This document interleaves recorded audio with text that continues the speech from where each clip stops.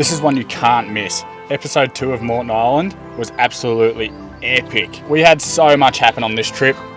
We helped out this fellow who got himself into a little bit of a sticky situation. We went and checked out some beautiful secluded beaches. We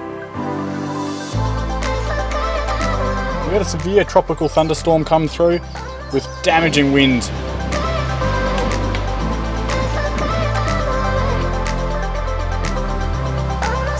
We got onto some good sized fish. We had glass out conditions on the day that we went and checked out the Tangalooma wrecks. We got stuck on the beach at high tide and had some pretty special sunset. So grab yourself a cold beer, sit down and enjoy. Just got a crossing here. It's a little bit deep. It's about top of the thigh. It's not too bad, but there's a stump in the middle, which I'm not overly keen about. But other than that, it's there, which is apparently crackish over there, so yeah, this is about the best go. She's fresh at least.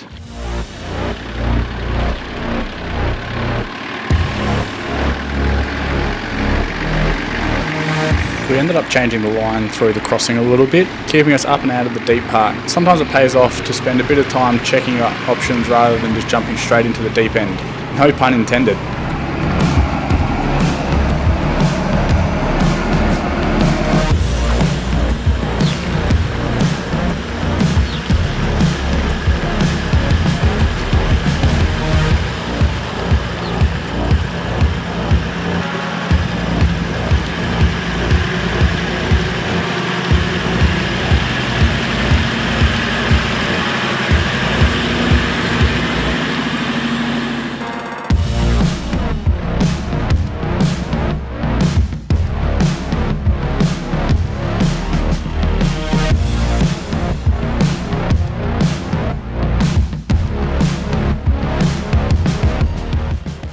That river crossing was anticlimactic. We just all drove through really easily, so not that exciting really. Let's keep going. We're running late to get to the gutter bar now. With that crossing done and dusted, we started our run down the eastern beach towards the gutter bar. At low tide, the eastern beach is a really fast way to head from one end of the island to the other. To find the gutter bar, just head down to the very southern end of Moreton Island, where you'll find a sleepy little town called Kringle. From there, just follow your nose to the sweet smell of beer and food. We've finally made it to the gutter bar. Let's go in and get a beer.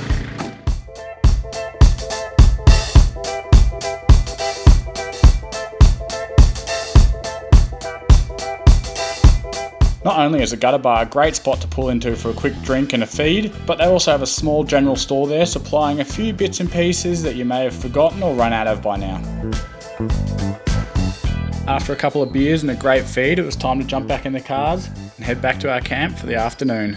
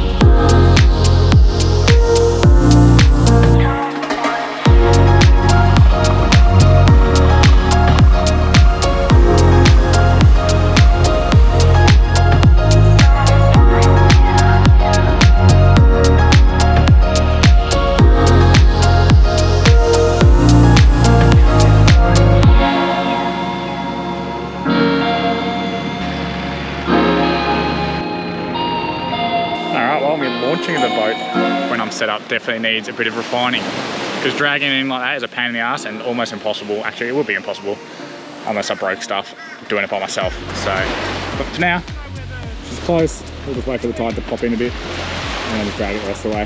Have a couple of beers. We're in no rush, so let's go for a swim, I reckon. Oh, at this place, beautiful. Better than Fraser, I'm telling you.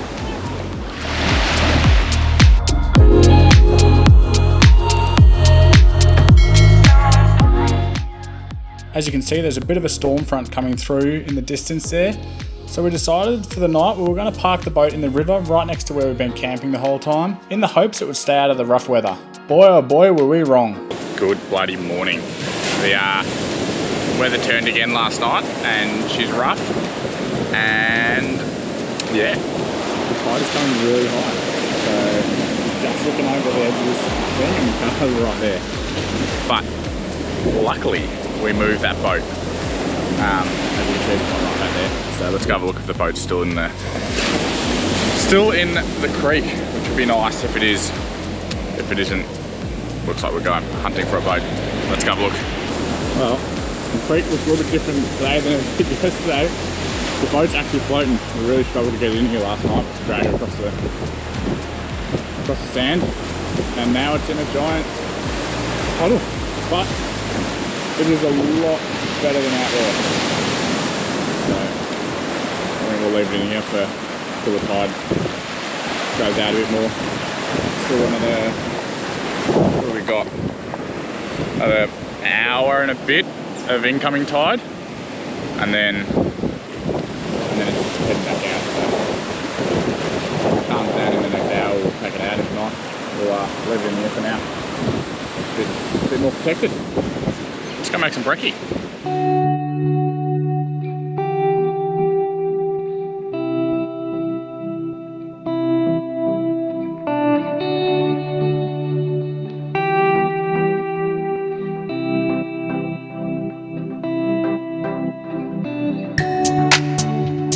After brekkie, it was time to hit the tracks and head up to the northern part of the island, where we checked out things like Champagne Pools, Honeymoon Bay, and the lighthouse.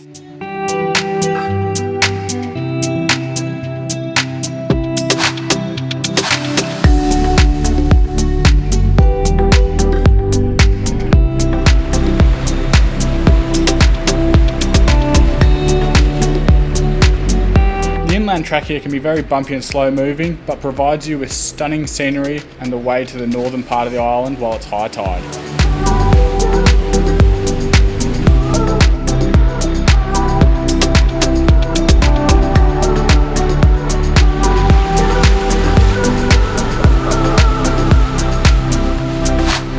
Alright, we've just come across someone who's misjudged a river crossing, or one of these little water holes, by a smidget and dropped his front left tyre into a hole. So just gonna give him a quick help out. So let's go reverse up to him and give him that tug he needs. Hudson, can you say stuck? Still slow? What's wrong with that car? Stuck. Yeah, he is stuck. He's stuck big time. Stuck. The car's stuck, honey. Car. Stuck. Hey Fab, stuck car. Yeah, I've crossed here like every day for the last week. Yeah. In this exact spot. Today just sunk. Not today. It looks yellow.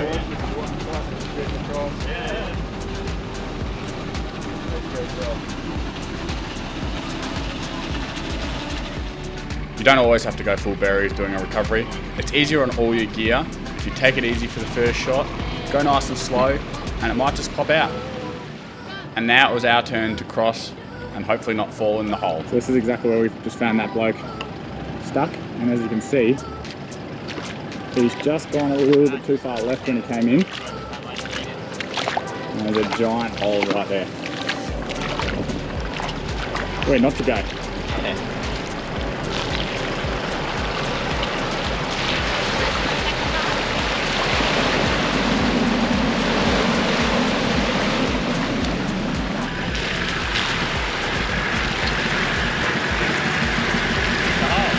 There it is.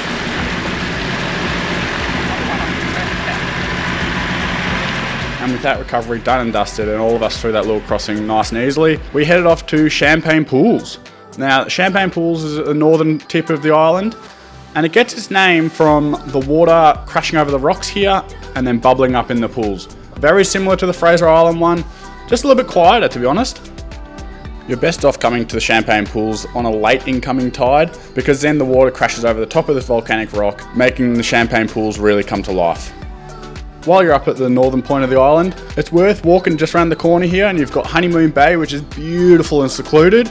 And then, as you can see just in the distance there, off to the left-hand side, you have North Point Lighthouse. There is a beautiful little museum there and a bit of a walk around the point there.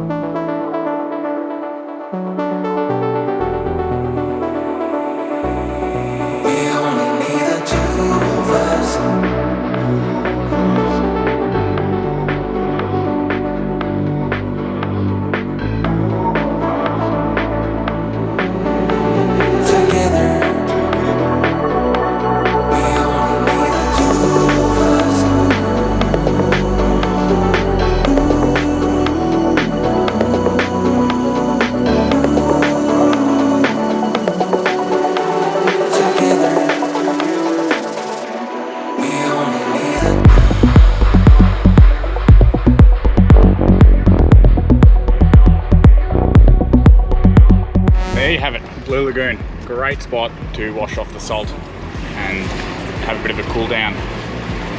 So, what do you reckon, Maddie? You're looking quite fresh now. I feel fresh. The track's a bit wet though.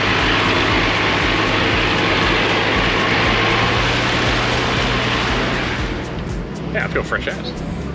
So fresh and so clean.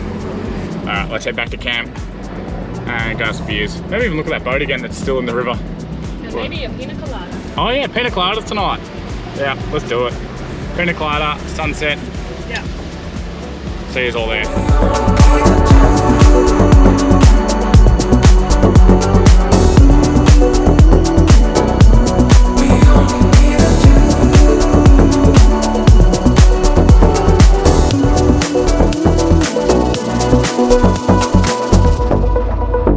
We sat there for the afternoon, sipping our pina coladas while sitting on the beach watching this massive storm roll in. Little did we know how much rain was actually coming though.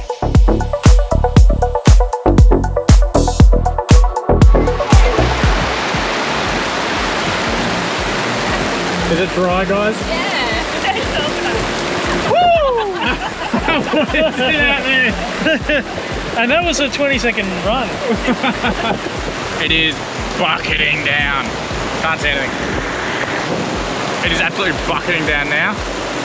And we were huddled under here, but we're about to all go hide in one of the caravans. So I'll grab a couple of drinks and we'll meet you up there. Moist! So with this incredible amount of rain that we're getting, we just all jumped in the caravan and played some drinking games for the night. So I'll see you guys all in the morning. Good bloody morning. After last night's massive storm, we have a cracking day.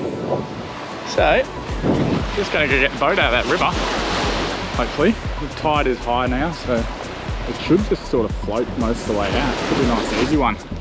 And then Tim's out there on the stand-up paddleboard, so I might go annoy him on the boat, see if we can't get him off. So, let's get out there. It's epic weather. And then we're gonna go look at the wrecks at today. So. Oh! You're a strong boy. What you didn't see is during the night I had to keep coming out and turning the bilge on because it was raining that much. It actually sunk the boat until it was just sitting on the sand.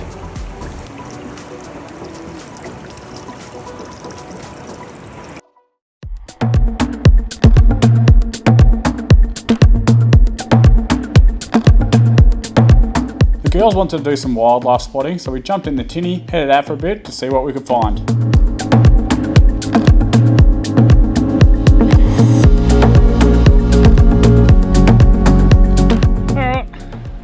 We've chilled out for the morning. It's like 1 o'clock or something now, 2 o'clock, something like that. And we're going to the wrecks. Do a bit of snorkeling. So we've decided to take Tinny. Everyone else is going in the cars. So let's get in the boat and go. Go find the dugong. Oh yeah, and there's a dugong along the way. We'll find it. Let's go.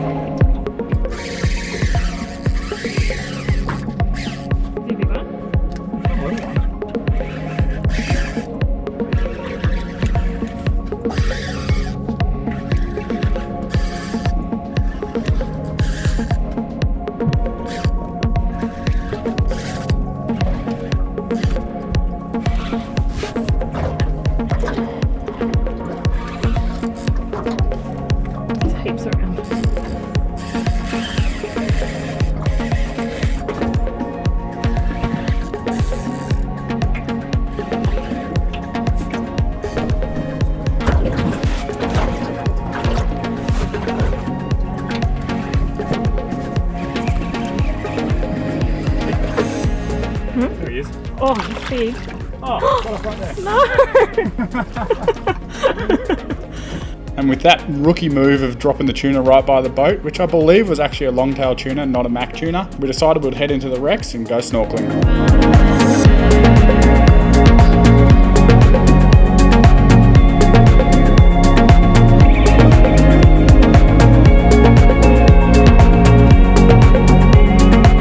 Hey, Timber, you big doofus.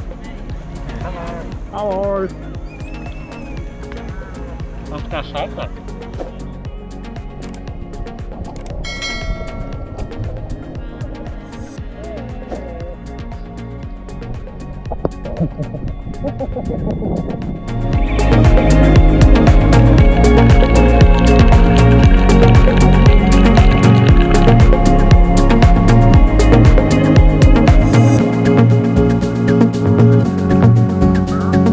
Definitely not going to be a snorkeler or spearfisher anytime soon, because I suck.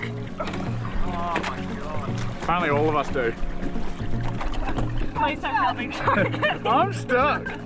Get in, Aaron. I'm not gonna be able to.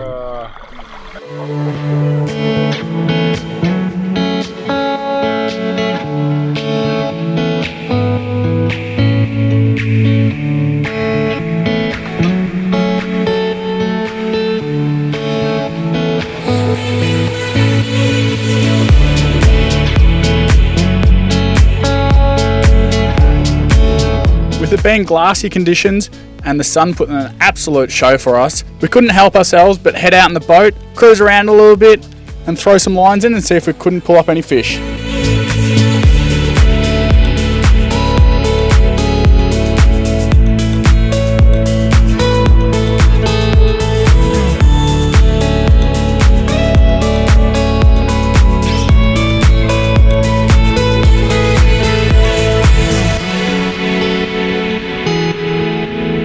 And with the sun disappearing beyond the horizon, it was time for us to pull the boat out, call it a night and sit around the fire.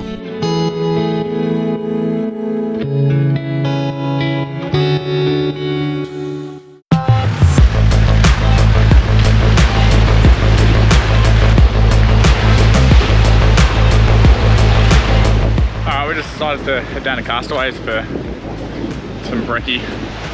The tide is very high though, so we're struggling through these little river crossings without trying to get as much salt on as possible. Hey y'all! Hello. That was stylish.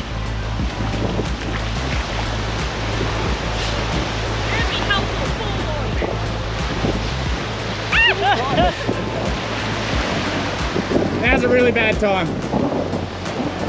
Next set.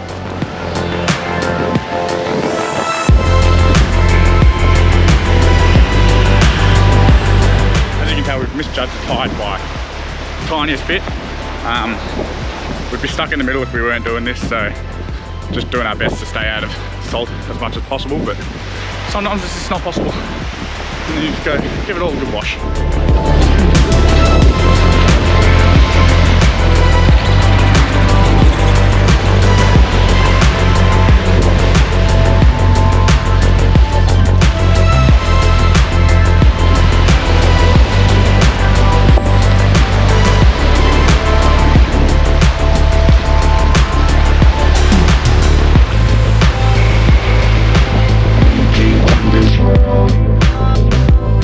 After that debacle of a morning, we made it into Castaways, had a quick feed and then decided to go hike Mount Tempest.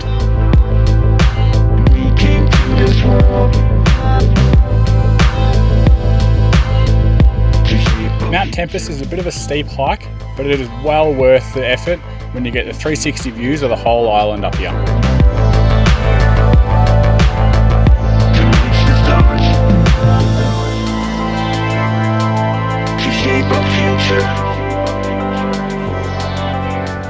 Last night on the island, the sun is putting on a show. We're all just chilled out for the arvos now. Hopefully there's some here. Might make some pina coladas. I feel like it's a pina colada sort of night. A few bits and pieces are getting packed up. There's trailers slowly getting packed up. Boat's out there. Probably gonna call it there tonight, unless we have a big bust up again like last night, which there's been a few fish here and there. So unless it happens again, we're just gonna sit here, have some pina coladas and watch the sunset. So we'll see us all tomorrow for the last day. We'll probably end up at the wrecks again, have another go at that. Hopefully it's a bit clearer than it was the first night, or the first day, sorry, that we went there. So have a good night, guys.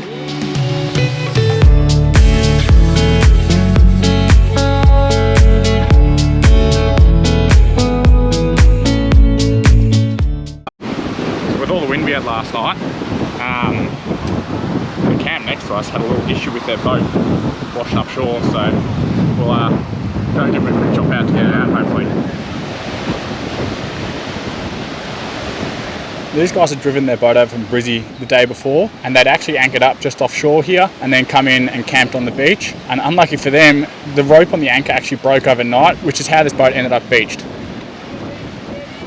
But luckily there was a few people camping around, as you can see, and we all chipped in and got this boat back in the water, and they took off, and I dare say they had a pretty rough ride back to Brizzy. With that, it was time to start loading up and getting ready to head to the barge.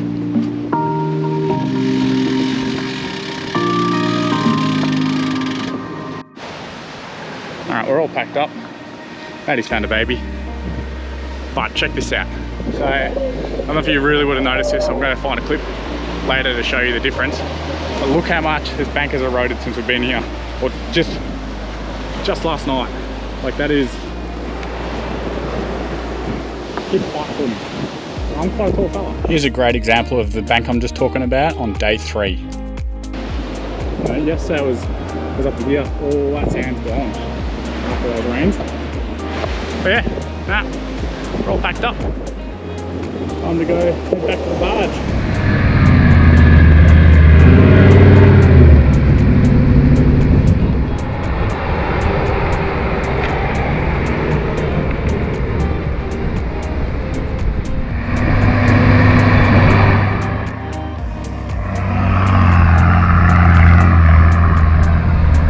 And with that final little challenge done, we go line back up at the departure point for the ferry. Again, it's recommended to arrive half an hour early to avoid missing your ride. With another group of adventurers eager to get off the ferry and set foot on the island, as they take our place in making lifetime memories and we take their place on the ferry. We remember all the great times we had in the last week. Yes, we may have been struck with a lot of rain and wind towards the end of the trip, but we still managed to get out there and see all the epic places the island had to offer. On top of that, the wildlife was plentiful with dugongs, dolphins, sharks, turtles, and a variety of different fish species swimming past our front door. It's a sad time saying goodbye to the island and the memories it made for us, but I hope you enjoyed these last 2 episodes as much as I did. And what did I say at the start of episode number 1? It's better than Fraser Island. So get out there and check it out.